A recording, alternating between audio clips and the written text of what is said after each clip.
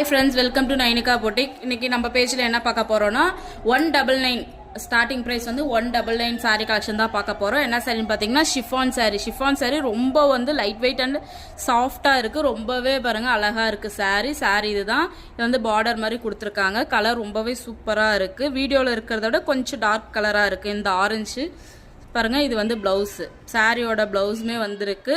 Sorry ஃபுல்லாவே வந்து 6.30 மீட்டர்ல இருக்கு.